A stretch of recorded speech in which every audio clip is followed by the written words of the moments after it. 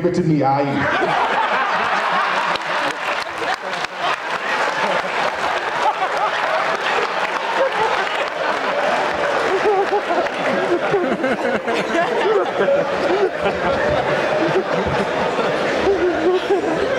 I said, brother, didn't you just tell me that pork was the worst thing to eat? This brother, I swear to God, he said, man, the flesh is weak and I'm a crackhead. But I didn't look down on him. I got it. I got it, family. Because what he was saying, look, I'm old, I'm a crackhead now, but I can still give you wisdom. Don't be like me. I got a pipe and some pork. Don't be like me. So I get that. And we can learn from each other no matter what situation we're in. Because what we need, family, we need a code of conduct. That's what African people need. We need a code. And the thing is, see, we get patterns of behavior, but we don't get a code. Because when we talk about getting a code, black people, we start, oh, I don't know about that. If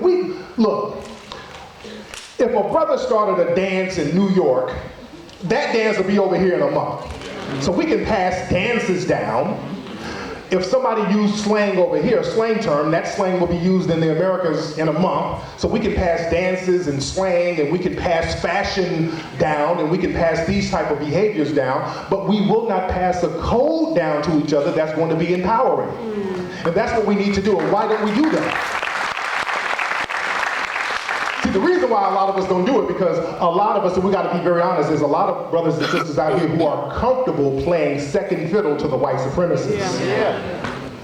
This is why whenever we try to talk about black issues to certain black people, they start talking about intersectionality. Yeah. Let's do it for all people. We just can't look out for black folks, we got to look out for everybody. And they'll try to pretend that's some type of Christian value. It's not. That's a slave mentality. Because a slave puts other people's lives in front of his own. That's what slaves do. So we got to get out of that slave mentality, family. Because see, the world by the white supremacists is looked at as a big plantation. It's looked at as a big plantation and a big prison, and the white supremacists, they treat it like that.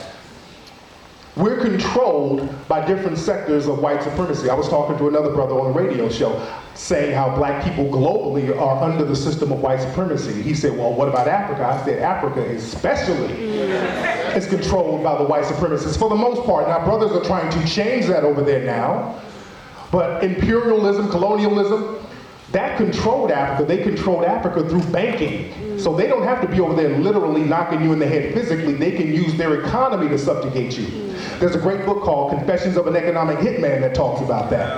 How they use their economies to subjugate nations of people.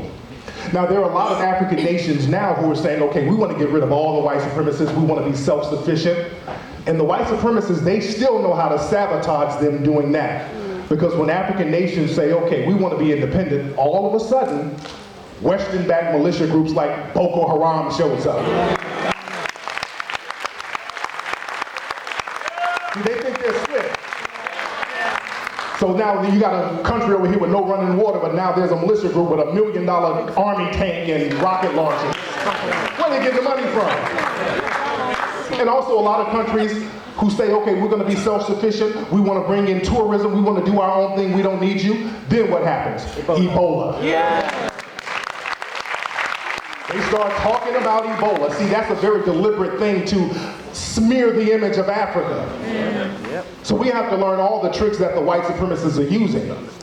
And this is why we have to change and get that code of conduct. And it doesn't take a lot to change. People try to make it seem like change is something that takes forever to do. It doesn't. Change comes in an instant. You understand that? Yeah. Change comes just like that.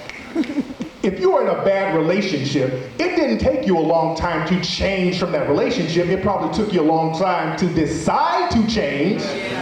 But once you decided to change, you changed just like that. When you were in a bad relationship and you said enough is enough, you changed right then and there. If you ever were on drugs or alcohol, when you decided to get off drugs or alcohol, you changed in an instant. You got off. Now you might have decided and waited to decide for a long time, but change is instantaneously. And the thing is, a lot of us don't want to change because we don't want the pressure of change. Because when you change, that's a lot of pressure because now you have to be self-sufficient. You have to do for yourself.